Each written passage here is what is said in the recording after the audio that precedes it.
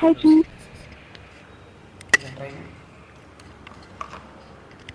Vinanda, hello. Is it okay? Am I audible? Hello. Hello. Okay, na sir. Hello.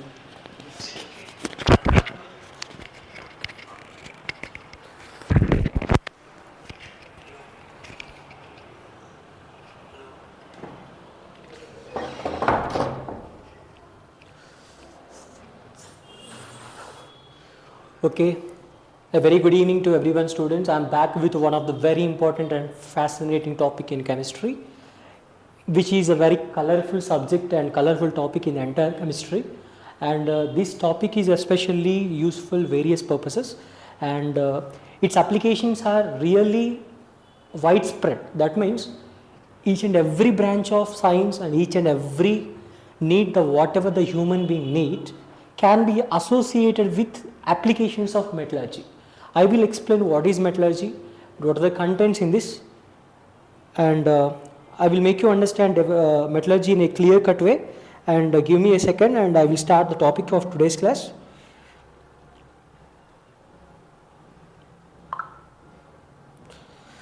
Okay, this is Ask Engineering Academy, myself Chandra Prakash, Faculty of Chemistry, ECET, and this institution has given a lot of insights to the students of many branches, especially for the technical courses.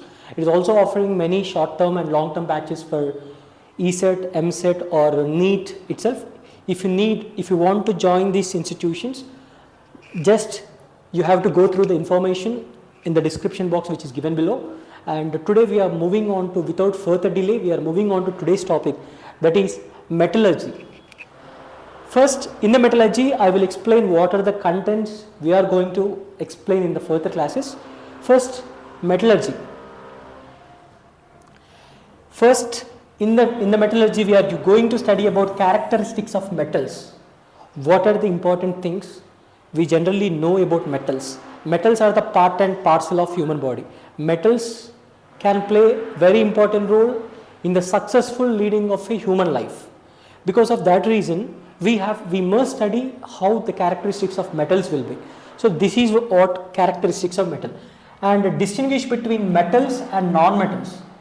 So what are the differences between metals and what are the differences between metals and non-metals, how they are differed each other. Now we are moving on to mineral. These are the terms involved in the metallurgy which are very, very important for all kind of competitive examination, especially from this topic. One is mineral, next one is ore, gangue, flux, slag. These 5 important terms are the heart of the metallurgy. These 5 important terms will repeated at regular intervals of time when we are dealing this branch especially. So metallurgyలో ఈ 5 topics ఏవైతే ఉన్నాయో మీరు చదువుతున్న కొద్దీ కూడా మీకు recurring and repeat అవుతూ ఉంటాయి, because entire unit of metallurgy is closely associated with these 5 terms. Because of that reason, these 5 terms are introduced in metallurgy. Without these 5 terms, there is no metallurgy at all. So understanding these 5 terms is very important to you. And next we are moving on to concentration of ore. What is meant by concentration of ore? And construction and operation of reverberatory furnace and blast furnace. These are the 2 types of instruments which are widely used in metallurgy. And methods of extraction of crude metal, how the crude metal can be extracted, can be studied in this. These are the methods: roasting, calcination, smelting. These 3 also very important, because maximum number of questions are going to ask in the ECET, especially by these methods: roasting, calcination, smelting. Next important term is alloys, which are very, very important to you. And purpose of making alloys: composition and uses of brass, German silver, nichrome, stainless steel and duralumin. These are all examples for alloys. We are going to study how they are prepared and what is the compositions of metals in them. We are going in details while we are moving on to the topic. Now actual topic is now going to start. Let's enjoy the topic each and every moment. If you have any doubts, you can message in the link box. You can definitely get solved, your question will be And without further delay, we are moving on to the topic. Characteristics of metals. First, I will give you an introduction about this. Before going to start the characteristics of metal, first of all, I want to make you understand what is metallurgy actually. First, introduction.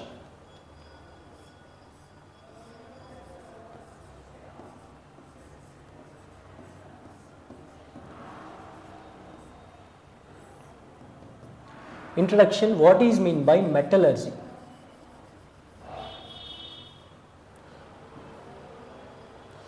First, in the introduction part, we are moving on to what is meant by metallurgy.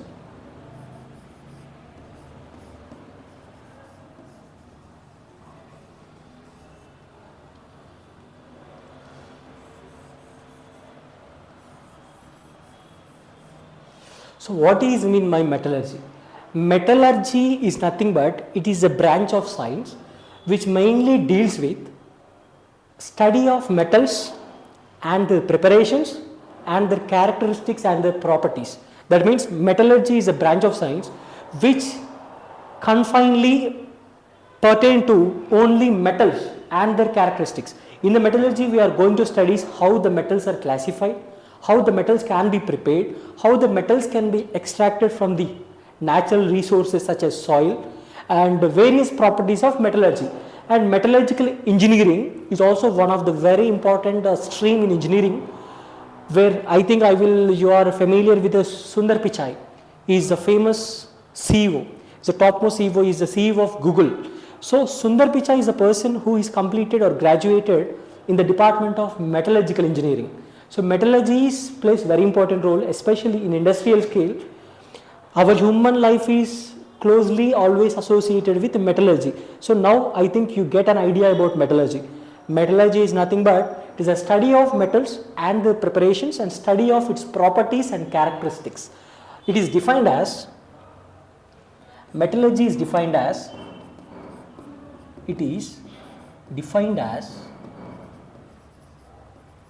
study of metals and their characteristics and their characteristics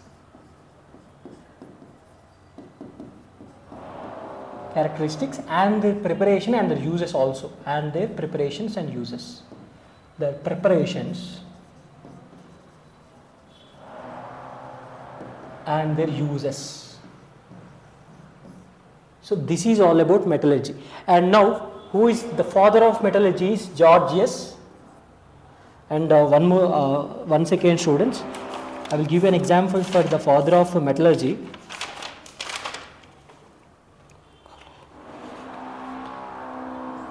Georgius Agricola. Georgius Agricola is popularly referred as father of metallurgy. So Georgius Agricola is the father of metallurgy, and metallurgy is a branch of science which is defined as study of metals and their preparations, characteristics and their uses. In this metallurgy, we are going to study all detailed information regarding metals and their properties. So after the completion of metallurgy, now we are moving on to first characteristics of metals. What are the important things you must remember while we are studying about metals? So metals, for example, this universe has made up of lot of materials. In those materials, the metals and non-metals both are present. That means substances are classified into two types especially. One is metals, non-metals. Now how can we define a metal from non-metal? How can we differentiate a metal from the non-metal? We are going to study. So if any substance is said to be metal, okay, substance మన metal అనాలి అంటే దానికంటూ కొన్ని properties ఉండాలి, దాన్ని characteristics అంటాం. So now I'm going to explain about characteristics of metals. First, characteristics of metals. First characteristics is malleability. This is one of the property of metals. Malleability, I will explain later. See, malleability, ductility,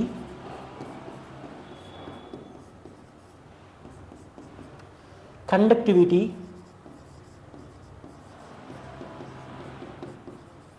corrosion,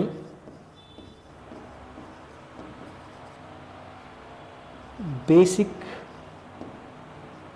metal oxide formation, basic metal oxide, and electrical resistance or electrical conductivity also. Electrical conductivity and density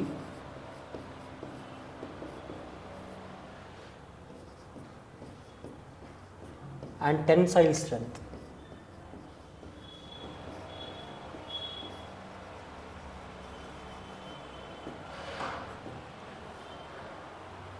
See, first malleability. Malleability in the sense, metals are the substances that exhibit a property called as malleability. Malleability means, malleability is referred as, it is a property of metals in order to mold, in order to deform the shape of the metal in order to get desired products. For example, this is a pen. Imagine this pen is a metal. We can make this pen into our desired shapes and sizes because we can fold it, we can twist it, we can reprocess it. So the ability to refocusing and the ability to twisting of metal is called as malleability. Malleability in the sense, the ability to twist, to fold into desired shapes. అంటే మనకు అనుకూలంగా దాన్ని మలుచుకోవడం. అంటే we have to make the metallic surface according to our usefulness, మనకు అవసరాలకు అనుగుణంగా దాన్ని మార్చుకునే ఒక ప్రాపర్టీని ఏమంటామంటే malleability అంటాం. Now the malleability is defined as property of the metal in order to change its morphology, in order its shape and size according to the useful of mankind. మనిషి యొక్క అవసరాలకు అనుగుణంగా మనం షేప్ని మార్చుకోగలుగుతున్నాం కాబట్టి metals are the substances that possess a property called as malleability property. So can be changed.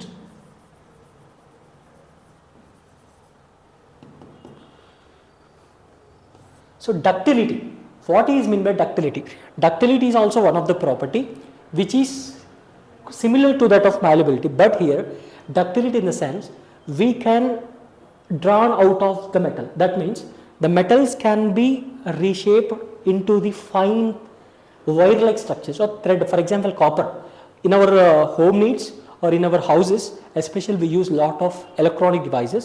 Each and electronic devices, especially we use electrical wires which are made up of copper metal. So that copper metal can be formed into thin layers of wires, thin wires. So the ability to form any material into thin fiber-like structures. The fiber-like formation is called as ductility. Thin fiber-like structures.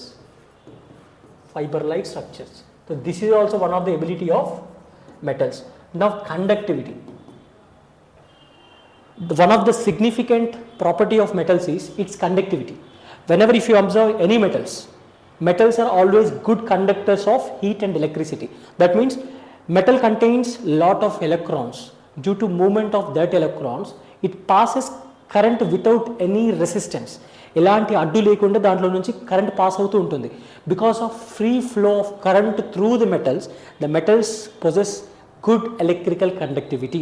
That's why metals are good conductors of heat and electricity.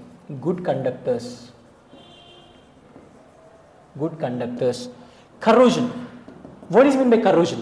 I think you might hear the word corrosion many times in your life. For example, iron. When you take iron, when you place iron rod in the air or if you expose the iron rod for many days, after certain days, after few days, iron gets rusted. A kind of rust will be formed. It is orangish or brownish colored. A layer will be appeared on the surface of metal rod, that iron rod. So the phenomenon is called as corrosion. Corrosion is nothing but, corrosion is a process of degradation or deterioration of a material when it is exposed to certain kind of environments. ఒక material అనేది కొన్ని ఎన్వైరన్మెంట్లో place చేసినప్పుడు దానికి expose అవ్వడం వల్ల oxidation so certain kind of chemical changes జరుగుతూ ఉంటాయి. ఆ కెమికల్ చేంజెస్ని ఏమంటామంటే కరోజివ్ ప్రాపర్టీ అంటాం. Metals thoroughly undergoes corrosion. Example rusting of iron. Rusting of iron, జంగు పట్టడం అంటాం చూడండి, అది rusting of iron is the best. Metal oxides, basic metal oxide. Basic metal oxide is simply metals react with oxygen to form metal oxides, and metal oxide further gives rise to salt and water. This is the simple property. That means metal converts into metal oxide on reacting with atmospheric oxygen.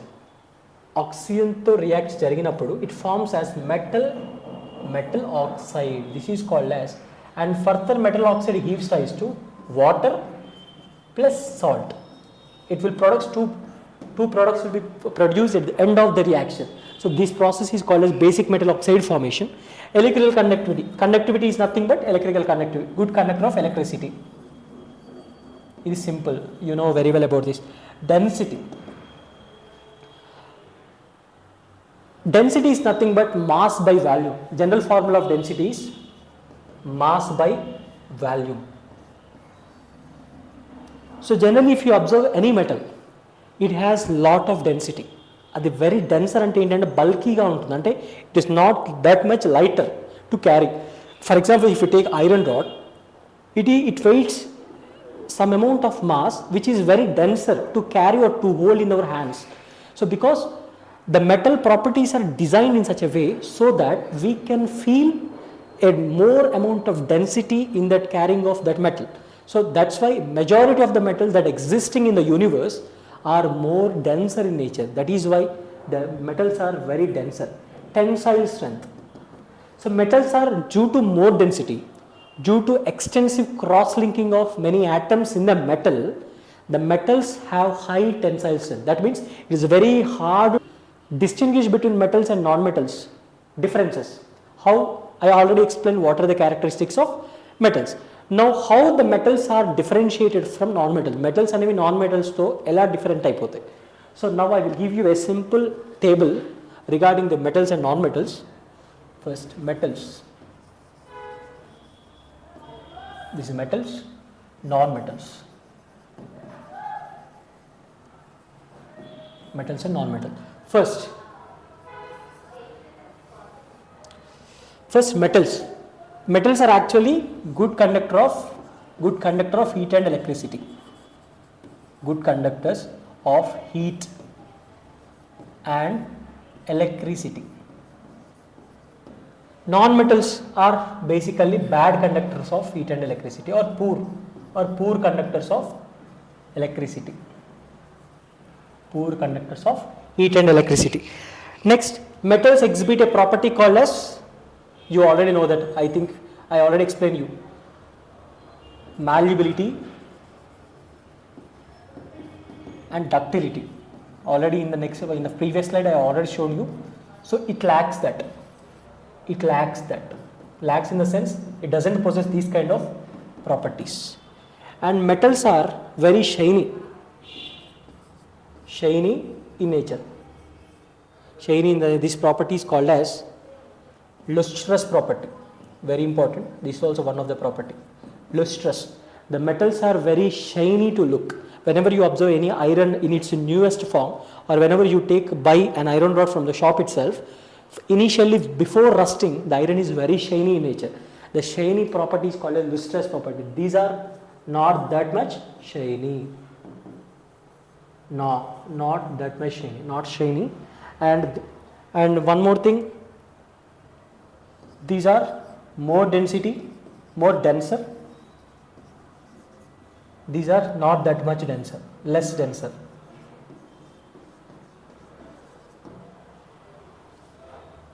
Generally, these metals are hard, always hard. These are generally, the metals are very hard in nature, except sodium and potassium. I think you know. Except sodium, Na, sodium, potassium. Sodium and potassium. Sodium and potassium are the only two metals that exist as very soft in nature. If you observe sodium metal, మీరు sodium metal చూసినట్లయితే very soft గా ఉంటుంది. When you take a piece of sodium metal, when you place in the water, it will gives an intense flames. ఇట్లా ఒక మంట ఇచ్చేస్తుంది. అది ఎందుకంటే sodium is highly reactive in nature, especially in the presence of Water.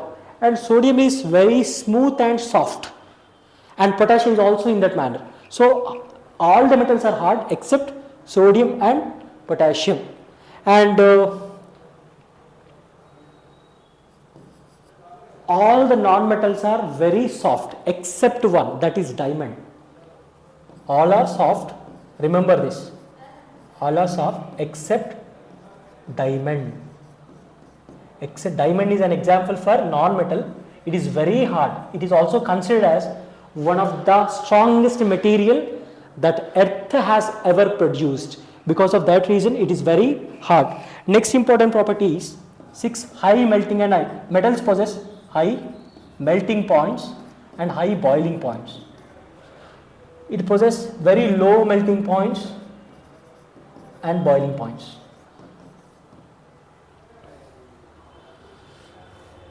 And one more important thing you must remember while studying this is, see, except mercury, I am repeating again, except mercury, remaining all the metals are exist as solids, but mercury is liquid in state, that is used in thermometers. Whenever you observe in thermometers to measure our body temperature, one fluid will be flows here like up and down. That fluid is nothing but mercury. It is a metal, but is it in liquid state. But remaining, except the mercury, remaining all the metals are exist as solid. It is all are solids. But coming to the non-metals, they can be exist in liquid form, solid form, or gaseous form. So maybe liquids, solids, maybe gases. So this is all about differences between metals and non-metals. These are the main important classification, how the metals are differentiated from non-metals. So you have to remember all these things, especially because without basic idea about the differences, you can't go further into the metallurgy topic. So in order to make you understand, in order to make you realize the importance of metals, especially based on these concepts. Now we are moving on to completed this difference in metal and non-metal. Now we are moving to mineral or important terms. Now I am going to explain important terms in metallurgy. Important definitions of important terms. Important terms in metallurgy. First, we are going to start with mineral. We are going to start with ore. First one is ore. What is meant by ore? Just a minute. First, we are going to start with the minerals. First, minerals. What are minerals? Everybody, you already know that mineral water and minerals.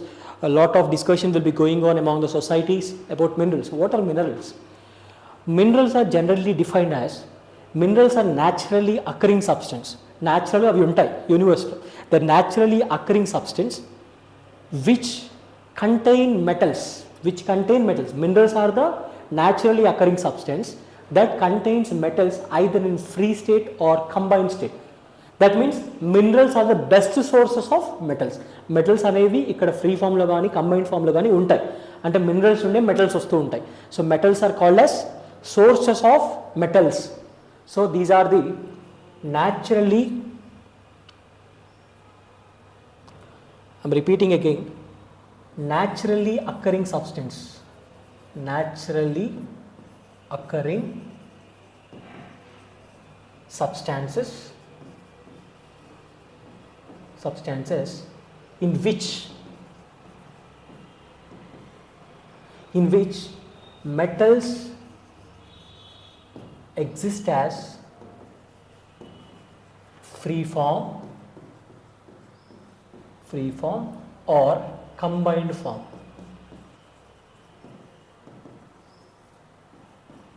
Free form or combined form. Minerals are nothing but naturally occurring substances in which metals exist as free form or combined form. So these are minerals are called as best sources of metals. Generally the minerals are found in rocks, soils, limestones, and sometimes it also present in water also. So these are the sources, these are the areas of the universe where we are getting minerals. It may be present in rocks, it may be present in soil, it may be present in limestones. Limestone ante సున్నపురాళ్ళు అంటాం చూడండి, whitish కలర్లో ఉంటాయి. It also present in వాటర్లో కూడా ఉంటాయి. So the minerals are extracted from the rock, soil, limestones, water of the universe.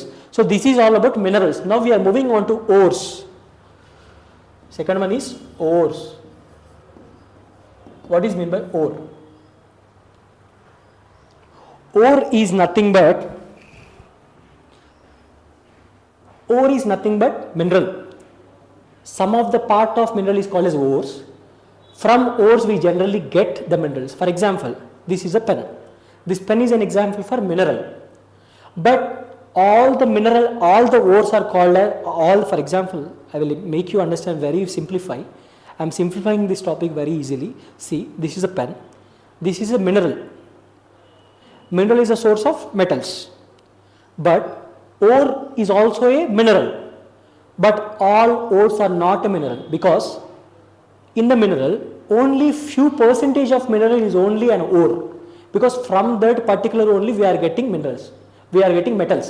అంటే ఇది ఒక మినరల్ అనుకుంటే దీంట్లో కొంచెం భాగం మాత్రమే ఓర్, ఆ ఓర్లో నుంచి మాత్రమే మనకు మెటల్స్ వస్తూ ఉంటాయి. అంటే ore is the one such kind of region or such kind of area of the mineral from we usually get metals.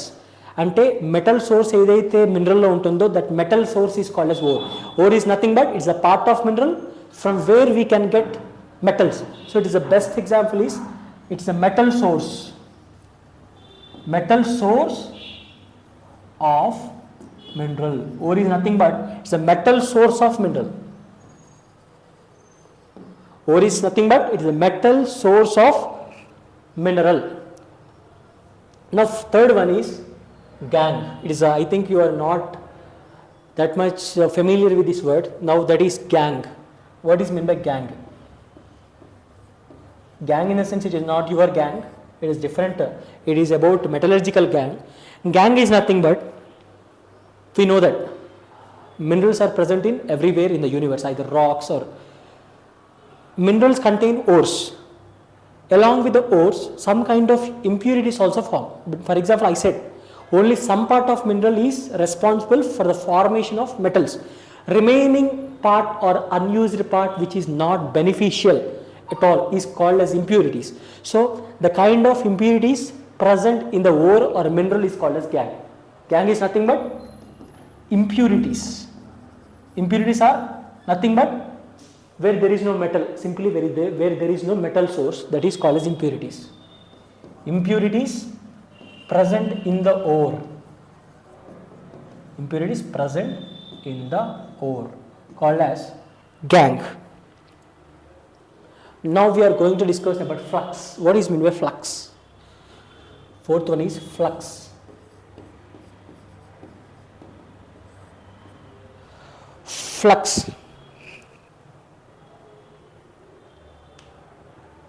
So what is meant by flux in the sense?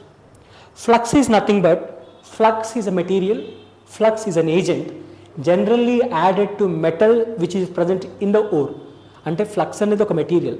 జనరల్గా or అనేది, ఓర్లో నుంచి మనం metal తీయాలి అంటే in order to isolate metal in its pure form from the ore we must make sure that ore should be undergo a process called as smelting. Smelting అనే ఒక ప్రాసెస్లో మనం ఓర్ని పంపిస్తూ ఉంటాం. అలా పంపించినప్పుడు one kind of substances or certain kind of substances are generally added to the ore in order to reduce the melting and boiling points of the ores. అంటే సింపుల్గా చెప్పాలంటే flux is nothing but flux is an agent which is added to the ore in order to heat up or in order to remove impurities. So flux is nothing but it is an agent added to the ore. It reacts with impurities present in the ore. So this flux significantly helps in removal of impurities from the ore by the process called as smelting. I think you understand that. Flux అనేది ఏం చేస్తుంది, ఓర్తో కలిపినప్పుడు అందులో ఉన్నటువంటి ఇంప్యూరిటీస్తో react జరిగి ఆ ఇంప్యూరిటీస్ని remove చేస్తుంది. So flux is the impurity removal of ore. It's an agent. Actually, it's an agent. Agent, it removes the impurities. It improves the impurities and make the metals as light as possible, and make the metals metal as light as possible, as lighter. చాలా తేలిగ్గా చేస్తామన్నమాట మెటల్స్ని, వాటి యొక్క డెన్సిటీని, వాటి యొక్క మాస్ని, వాటి యొక్క tensile స్ట్రెంగ్త్ని తగ్గిస్తూ ఉంటుంది ఈ ఫ్లక్స్ అనేది. ఎందుకు? ఇంప్యూరిటీస్ అనేవి రిమూవ్ అయిపోతుంది కాబట్టి మెటల్ అనేది లైట్ అయిపోతుంది. So the flux is nothing but it removes the impurities present the ore. It also make the metal more lighter. So it is make lighter. And now after the completion of, and this process is called as smelting. It is also very important. I think you will get an idea about smelting in further classes. Smelting, and at the end of the smelting process, one kind of product will be formed. That product contains flux, what we have added previously. It also contains impurities, because flux is in combination with impurities now. Flux plus impurities form a product. That product is called as slag. Now see, I am writing here. I think in your syllabus slag is not given, but it is also very important for the ECET. Fifth one is slag. Slag is nothing but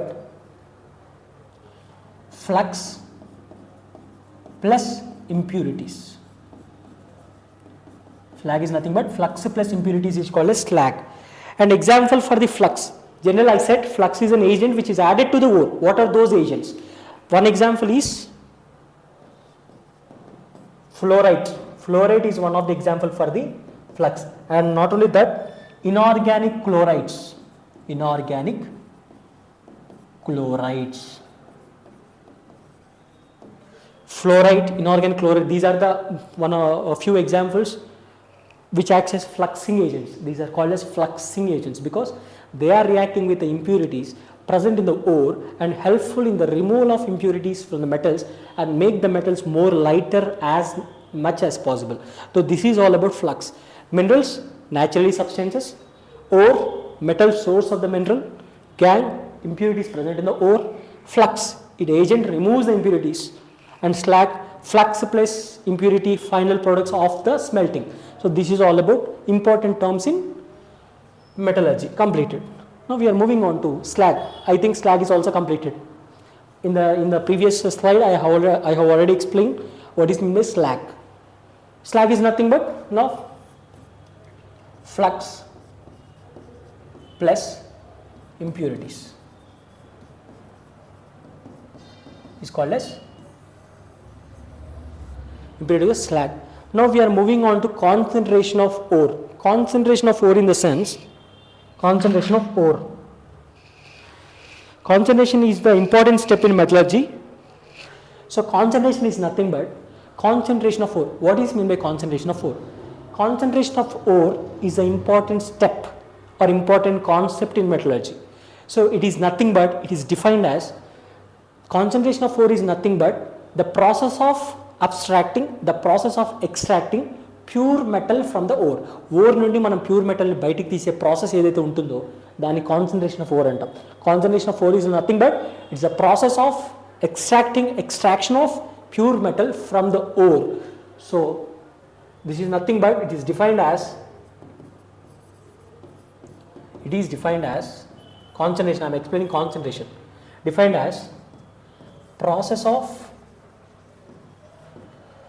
extraction of pure metal, process of extraction of pure metal from the ore. So process of extraction of pure metal from the ore is called as concentration of ore. And now this concentration of ore is also called as a method called as ore enrichment. Ore enrichment is also called as concentration. See this method, remember this, concentration of ore is a process is also called as ore enrichment. It is also called as beneficiation.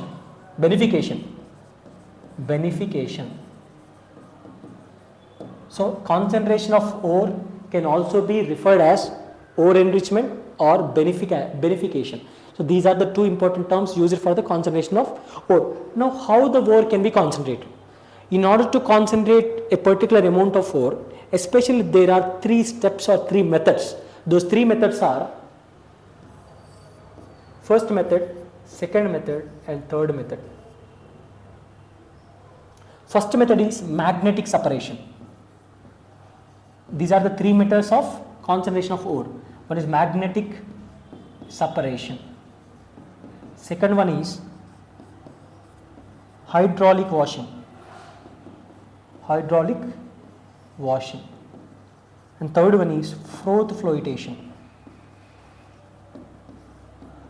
Froth flotation. Magnetic separation, hydraulic washing and froth flotation.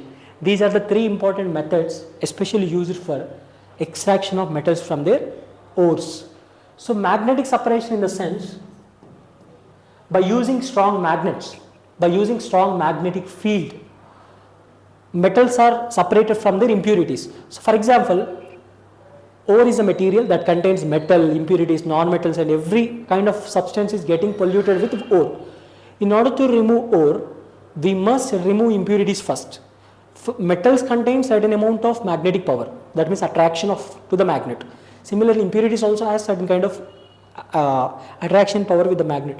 Based on that power of attracting to the magnet, the metals can be separated from the impurities. So by using magnetic or by using magnets, simply magnets, by using magnets and magnetic properties of impurities,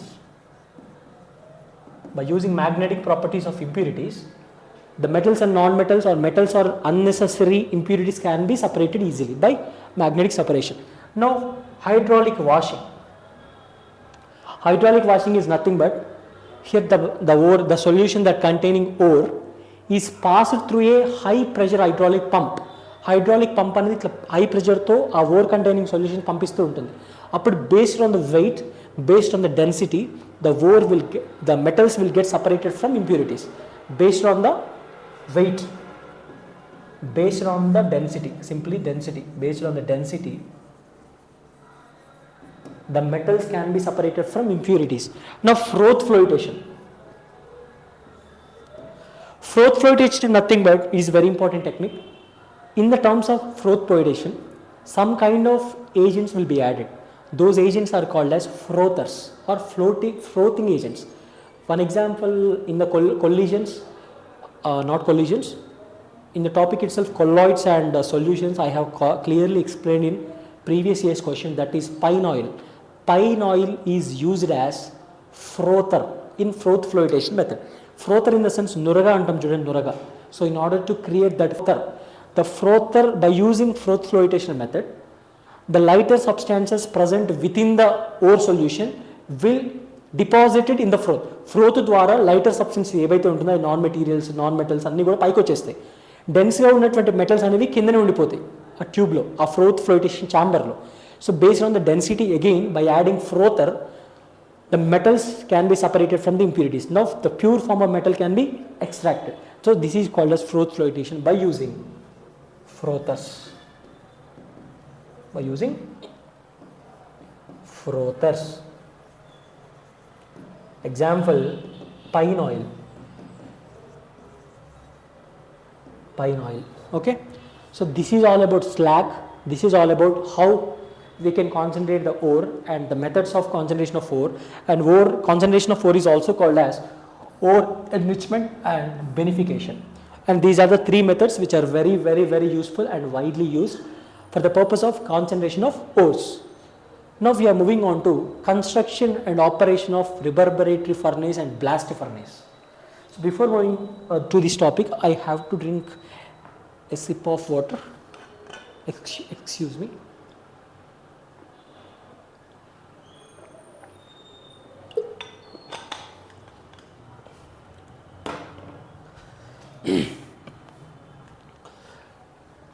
Construction and operation of reverberatory furnace and blast furnace. So reverberatory furnace and blast furnace are nothing but these are kind of examples for instruments.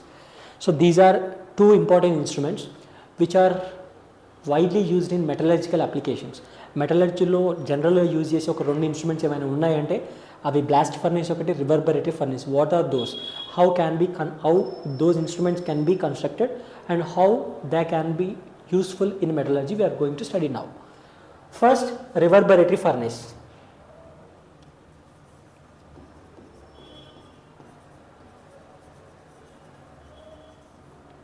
Reverberatory furnace.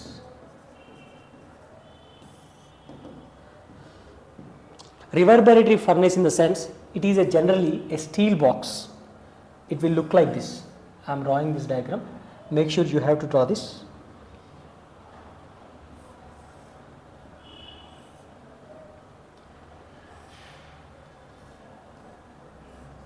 It will looks like this.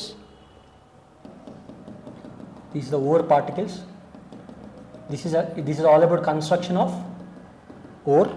And now here there is a burner like this.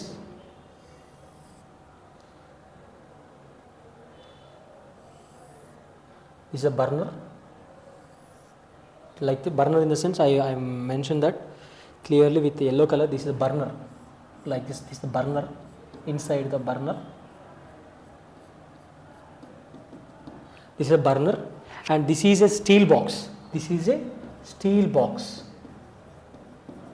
So steel box.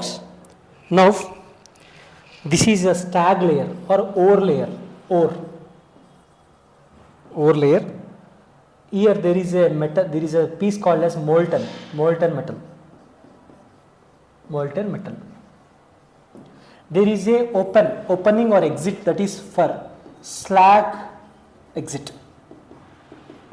Slag, I said, in the smelting process, after the completion of concentration, flux plus impurity, there is a substance will be formed. That in order to extract that waste material out of ore, it is a special opening is designed here, that is slag exit, and here there is a flue, is a flux, similar flux is added from this. Now this is the basic generalized diagrammatic representation of reverberatory furnace. So reverberatory furnace is a steel box which is generally lined by a refractive index or refractive box. Steel box which are lined with refractive box. So this is a burner. Here hot temperatures are produced. We are making the ores to heat up. ఇందులో ఉన్నటువంటి ఓర్స్ని burner యొక్క హెల్ప్తో మనం heat చేస్తూ ఉన్న ores. So ores will get heated up continuously and this lining is called as refractive index. So due to that refractive index, once the temperatures has touches the surface of this, that is refractive index or refractive box, again the heat will be get reflected back to the ore. అంటే మనం బర్నర్లో ఉన్నటువంటి temperatures పైకి వచ్చినప్పుడు ఆ temperatures అన్నీ కూడా ఆ hot flames ఏదైతే ఉంటుందో ఆ రిఫ్రాక్టివ్ బాక్స్ తాకి మళ్ళీ రిఫ్లెక్ట్ బ్యాక్ అయ్యి మళ్ళీ ఓర్స్ మీద పడుతూ ఉంటాయి. So this is nothing but refractive box. So ఇలా ఓర్ అనేది ఏం జరుగుతుంది రిఫ్రాక్టివ్ ఫర్నేస్లో, ore will be melted continuously. Ore అనేది ఇలా ఉంటుంది, ఒక బల్కీ మెటీరియల్, దాంట్లో మెటల్స్ ఇంప్యూరిటీస్ అన్నీ కూడా ఉంటాయి. ఆ ఓరింగ్ అనేది ఇప్పుడు ఎప్పుడైతే బర్నర్తో హీట్ చేస్తామో ఓర్లో ఉన్న మెటాలిక్ పీసెస్ ఏవైతే ఉంటుందో అవన్నీ కూడా మెల్ట్ అయిపోతాయి. అలా మెల్ట్ అయి ఫామ్ అయ్యేదాన్ని మోల్టన్ మెటల్ అంట. This is a molten metal.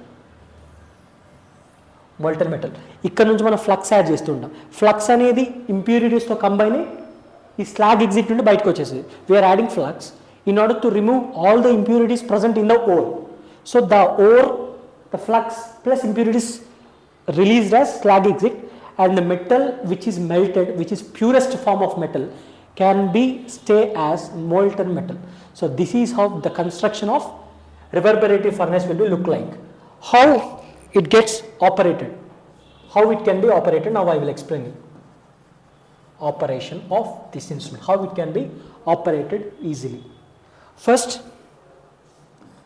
some amount of ore is taken, or the taking of ore or getting of ore into this chamber, the process called as charging of ore. Some amount of ore can be charged into this. This is called as charging or taking of ore, charging of ore first.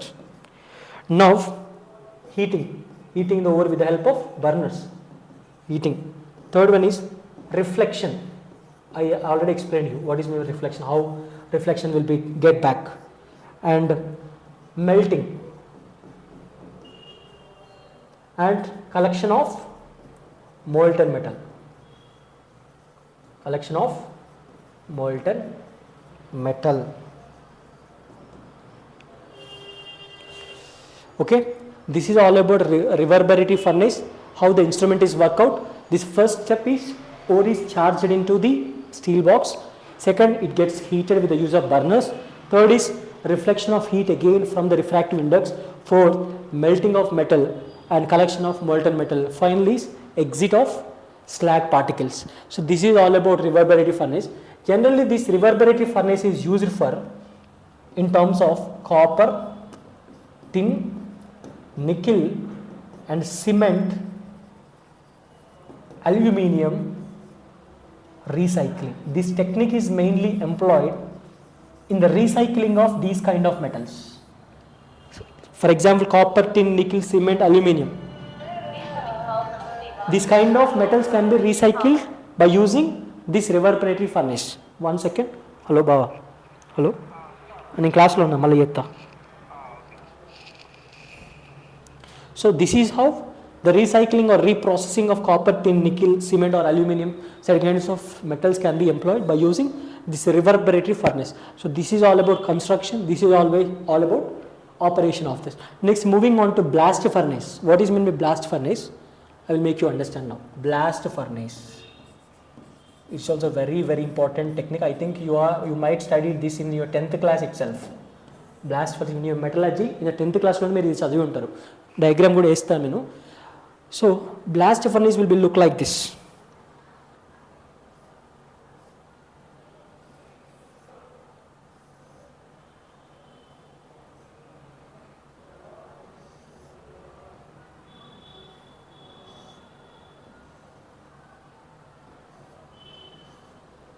This is a blast furnace.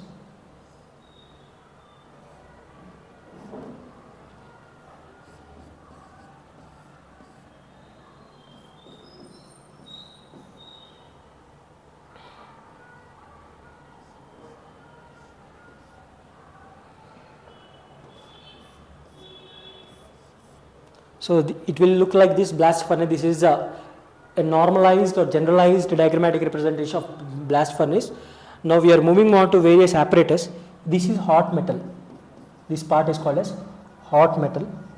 Generally the temperature at this portion of or at this region is approximately 1900 degrees centigrade temperature, and here there is approximately 1000 degrees centigrade temperature, and here 800 degrees centigrade temperature, and here 200 degrees centigrade temperature. So in the blast furnace the temperatures are varying like this. So these are the general temperature ranges in blast furnace, and here there is a hot air continuously pumped, hot air pumping by this opening, hot air pump. Now here from this portion coke or carbon, ore particles and flux are generally added, and from this unwanted gases will be eliminated out. Unwanted gases elimination will be done by this technique. Now here like this will be there. So this is the diagram of blast furnace. Blast furnace is mainly used for the refining of iron ore. It is mainly used for iron and its alloys. Iron and its alloys. So you might get a question that what is the technique used for the refining of iron ore? That is blast furnace. This is blast furnace. So how the blast furnace is employed? So here from this temperatures will be with the help of burners. Temperatures are produced in this manner. As the temperatures heated up, we generally added coke. Coke is a form of carbon. Dine coal ani kuda antam. So coke is nothing but coal, boggu. Coal along with ore, flux are added in this. Ikkada ippudu em unnai? These are the particles. Ee anni particles ila untayi, load ayi untayi. When the temperatures are rising up, the coal which is present in the mixture of these particles, coal gets heated. Coal అనేది heat అయిపోతూ ఉంటుంది.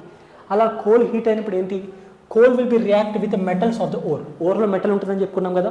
The metals which are present in the ore will get melted because of high temperatures of this.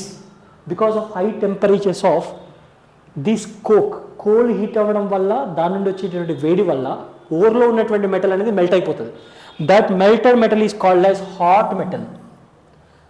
And apart from this, we are also adding flux. Flux is nothing but it is reacting with the impurities of the ore and release out a slag and along with unwanted gases. So unwanted gases కూడా బయటకు వెళ్ళిపోతూ ఉంటాయి. So this is all about blast furnace. So this is all about construction as well as operation of blast furnace. ఇందులోనే మీ construction operation కూడా సైమల్టేనియస్గా చెప్పేసా. ఓర్ని ఇందులో వేస్తాం, heat అయిపోతుంది, ఓర్ మెల్ట్ అయిపోతుంది, దాంట్లో ఉన్న అన్వాంటెడ్ సబ్స్టెన్సెస్ అన్నీ కూడా బయటకు వెళ్ళిపోతాయి. So this is very simple explanation for blast furnace, which is mainly used for iron and its alloys. So this is all about blast furnace. Now we are moving on to methods of extraction of crude metal. In the first slide itself I am explaining concentration of metal. Concentration of metal in the sense removal of pure metal from the ore. Extraction of crude metal in the sense it is also similar to that of concentration of ore. There is ore, but here extraction of crude metal from the ore. This is nothing but methods. It's a process of, simply this is also very important for you. So process of extraction of crude metal, process of removal of, or process of extraction, simply process of extraction of crude metal. Crude in the sense, I will explain you what is meant by crude metal. Crude metal from ore. Crude metal. What is meant by crude metal? Crude metal is the sense, it is an impure metal, form of impure metal. Impure form of metal. So crude metal in the sense it is a impure form of metal. Metal can be in with the combination of other substances such as non-metals also. So that substance is called as crude metal. How the crude metal or impure form of metal can be extracted from the ore. Ore nundi ela manam crude metal బయటకు తీస్తాం. Especially there are mainly 3 steps or 3 methods generally. First method is, second method, third method. First method is roasting. These are the important steps and important methods for the extraction of crude metal. Second one is calcination.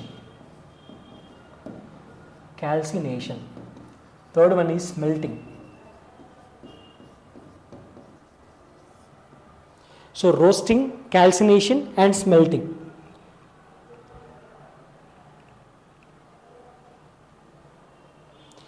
So roasting, calcination and smelting. These are the important methods generally used for the extraction of crude metal from the ore. First we are moving on to roasting. What is roasting? Roasting in the sense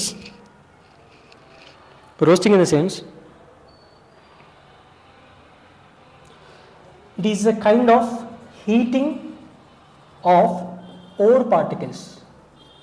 Roasting is nothing but it is a process of heating of ore particles in the presence of air. It is an important term. In the presence of air, heating of ore in the presence of air, or nothing but O2, simply in the presence of oxygen. The heating of ore particles in the presence of oxygen is called as roasting. This process is called as roasting. The roasting can be done in a specialized chamber. This is called a roasting chamber, where the ore particles are there, or ore particles are loaded like this, and with the help of burners, temperatures are produced, heating can be done. Due to continuous heating, due to continuous rise of temperature, the ore particles will get melted. Especially the heating will be done below the boiling point of metals. Below the boiling point of metals can be done this roasting. At that particular temperature, below the boiling point of metals, this technique will be done. Below the boiling point and melting points. Boiling and melting points of, below the melting and boiling points of ores or metals. So this process is generally done at the temperatures which is below, until వాటి melting అందులో ఉన్నటువంటి metals యొక్క melting points కంటే కూడా తక్కువ టెంపరేచర్లో ఈ roasting అనే process జరుగుతుంది. This roasting process is mainly useful for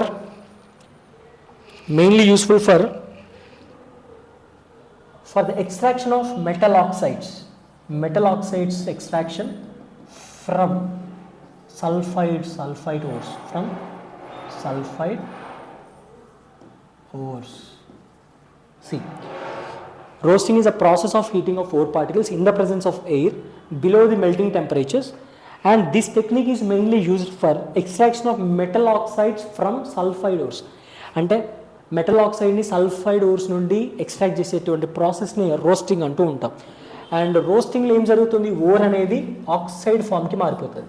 or can be forms into oxide due to addition of oxygen because of in the presence of air ore gets oxidized. This is also called the oxidation of ore. This is called as oxide. Now calcination. What is calcination? Calcination is also a kind of process like roasting, but it is heating of ore particles in the absence of air. This is the difference between roasting and calcination. It occurs in the absence of air. Remember this.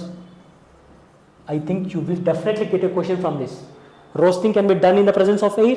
Calcination can be done in the absence of air. So what is advantages of calcination over roasting? With the help of roasting, it will cause a lot of air pollution. But with the case of calcination, there is no chance of air pollution, or the air pollution will get minimized. So this is the advantage of calcination. It will be minimize the pollution. Minimizes the pollution. Minimizes the pollution. And what is meant by smelting? I already explained what is meant by smelting. Smelting is nothing but heat plus some chemical agents. Heat plus some chemical agents will be added to extract metal from ore, such as flux. Chemical agents in the sense flux. So smelting is nothing but is a process of heating along with addition of flux or any other chemical agents to extract the metal from the ore. This is all about smelting. So extraction of crude metal can be done by 3 steps: roasting, calcination, smelting. Roasting nothing but heating of ore in the presence of air. Heating of ore in the absence of air is calcination. Smelting is nothing but heat plus chemicals to get crude metal from the ore. These are the 3 important steps in extraction of crude metals. Now we are moving on to calcination and smelting also completed. I already explained this. Next, alloys. Alloys are very important. The use of alloys is widespread. That means if you observe any branch of science or any field of livelihood, మీరు ఏ రంగం తీసుకున్నా కూడా alloys అనేవి చాలా important. So alloys are very important in each and every field of life. So మీరు లైఫ్లో ఎక్కడ తీసుకున్నా కూడా alloys అనేది చాలా ఇంపార్టెంట్. సో alloys అంటే ఏంటి? What are alloys? How alloys can be defined? So alloys are nothing but alloys are the substances. Alloys are the substances. Alloys are substances which are formed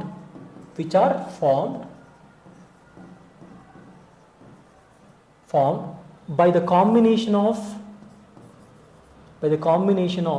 any 2 metals, or by combination or mixing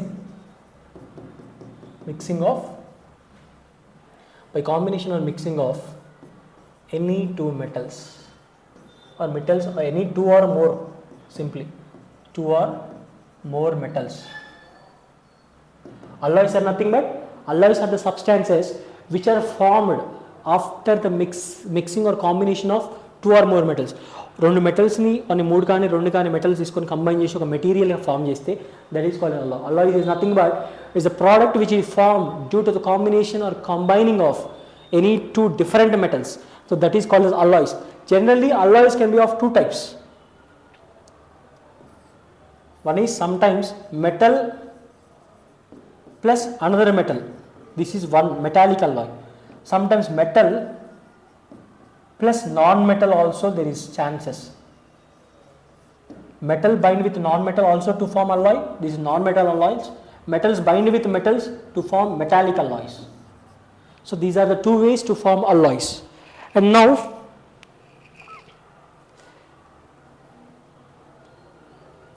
the best example for this is, generally when you observe alloys, majority of the alloys are metallic type. Majority of 90% of alloys are made up of in combination of two different kind of metals, but only in the few cases one metal can be combined with non-metal to form alloy. For that I will give an example, that is called as steel. Steel is an example. Steel is an alloy. It is a non-metallic alloy. It is a combination of iron, which is iron metal, plus carbon, which is a non-metal. See, steel is the alloy which is formed as a combination of iron, which is metal, carbon, which is non-metal. Iron lo ఏమేమి ఉంటాయి ఇప్పుడు steel లో metal non metal రెండు ఉన్నాయి. So this is an example for non-metallic alloys. Remaining all are metallic alloys. I will explain metallic alloys. Now, before going to this, what is the purpose of making alloys అనేవి ఎందుకు మనకి? For example, if you take any substance, if you take any material in this universe, it has some limitations, it has some advantages and disadvantages. So especially, for example, some metals are there. Some metals have certain kind of properties because they are designed in such a way, but some metals does not possess some important characteristics what we want actually. మనకి ఏదైతే కావాలో కొన్నిసార్లు metals లో ఉండకపోవచ్చు. So in order to get that properties, alloys are generally used. Alloys are prepared generally in order to improve the properties of metal. Metal యొక్క ప్రాపర్టీని improve చేయడం కోసం వాడేటువంటి పద్ధతిని alloying అంటారు. In order to make an alloy, some kind of agents are added. Those agents are called as alloying agents, and this step is called as alloying. So this is the purpose of making alloys. Now we are moving on to composition and use of brass. Is an alloy. German say it is also alloy. Nichrome alloy, stainless steel alloy, and duralumin. These are the various examples for alloys, and we separately, individually, how those alloys are prepared, how they are useful, and their properties are now discussed. Now going to discuss. First is brass. Brass.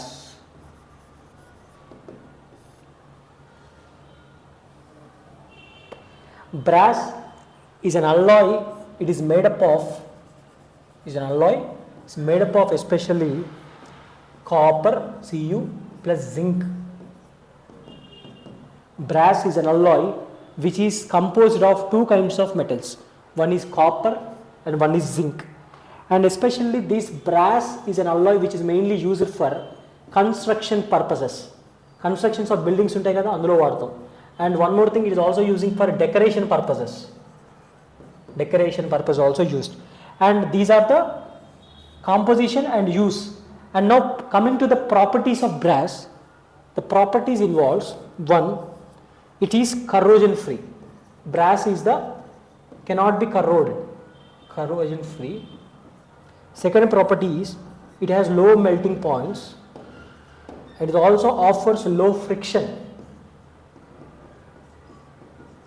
Third and fourth point is it is non-ferromagnetic in nature. Non-ferromagnetic in nature. And it also possesses good conductivity.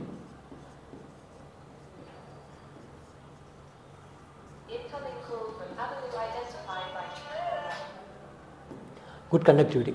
So brass is an example of alloy which is made up of two metals, that is one is copper, one is zinc. And construction and decoration purposes, the brass is widely used. And coming to the properties of brass, first important property is corrosion free.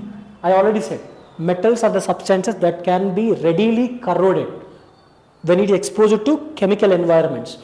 But when the copper is linked to the zinc, it becomes an alloy, that is brass. So brass cannot be corroded easily, because in order to prevent corrosion, this alloy is developed. So this is one of the purpose of preparation of alloys, corrosion free. And it has low melting points, low friction, and non-ferromagnetic. It is not magnetic, it is a non-ferromagnetic property. It is a good conductivity of heat and electricity. That's why it is used in decoration purposes also.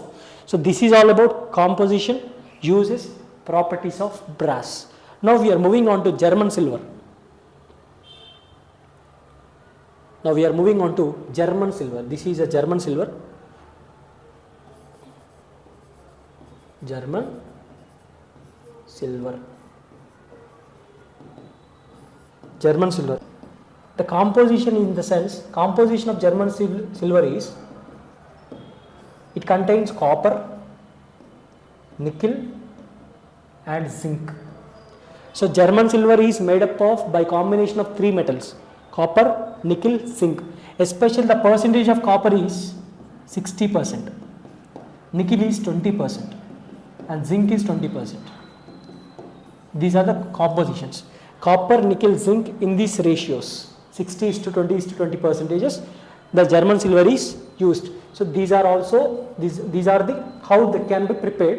Properties in the sense, especially these German silver is used for various decoration purposes, especially certain kind of Hindu ఫ్యామిలీస్లో certain kind of religious festivals ఉంటాయి, కొన్ని religious సంబంధించిన rituals ఉంటాయి.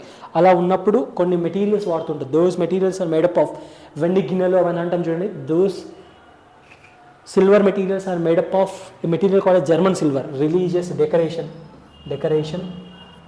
and religious purposes or religious gifts, simply religious gifts. So this is all about German silver and its composition. Now we are moving on to nichrome.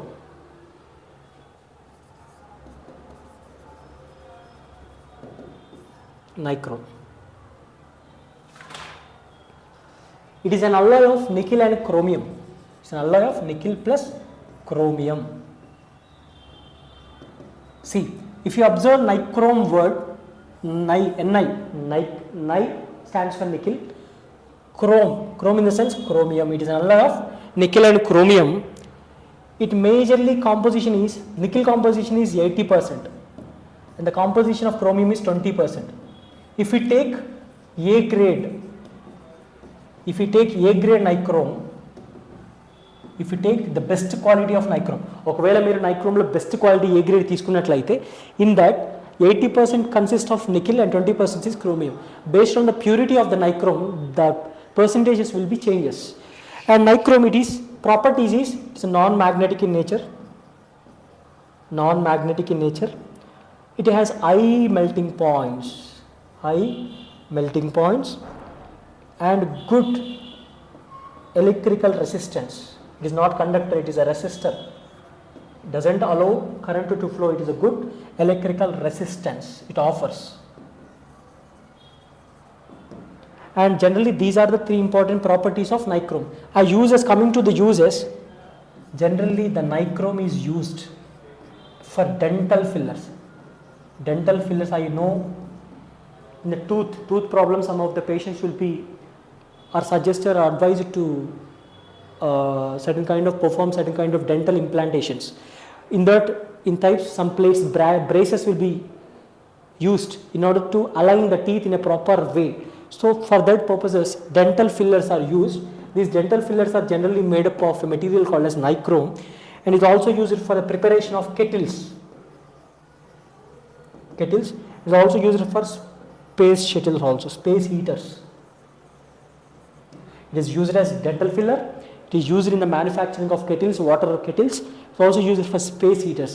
In order to warm the water in the space itself, these kind of nichrome materials are used. Now we are moving on to stainless steel. Stainless steel. Stainless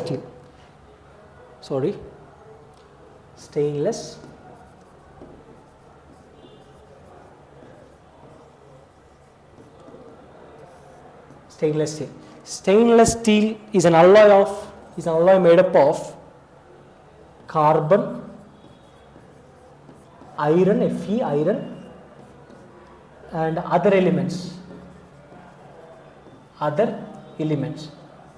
These elements includes nickel, Mn manganese, molybdenum and titanium. So Stainless steel is an example or is an alloy which is made up of carbon, iron and other elements. So by the elongation or by the combination of all these elements, generally this stainless steel is prepared. We know that how the steel are used in our daily life activities. So this is all about stainless steel. Now we are moving on to duralumin, which is very, very important nowadays. Duralumin, which is very important thing. Duralumin is a one special kind of alloy. It's very important and very special in its nature. Why? Because duralumin is very important or special. That in case, now we are living in the 21st century where a lot of scientific advancements and scientific technological breakthroughs were happening, especially in the field of space. Indian Space Research Organization, ISRO, NASA, and especially the duralumin applications are especially useful in the space sector. And duralumin is an alloy of aluminium.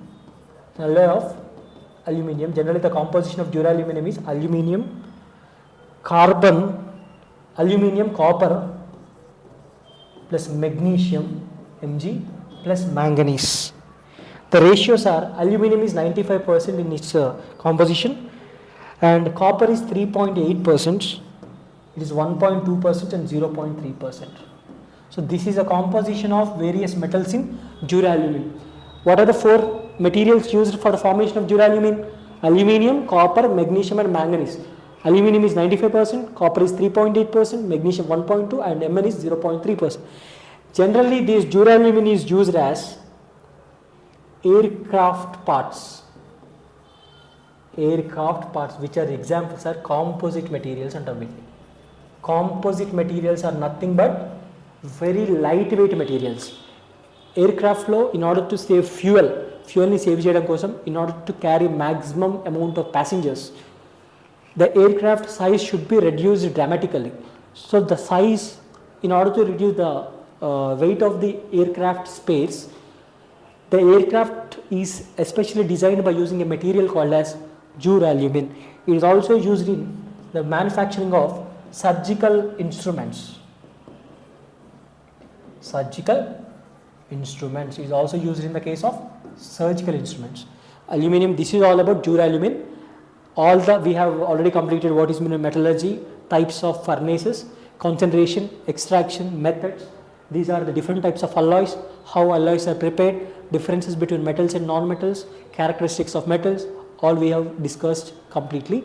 Now we are moving to some previous year's question, that is composition of nichrome. Simply see, nichrome, I already said, nichrome means nickel, chromium.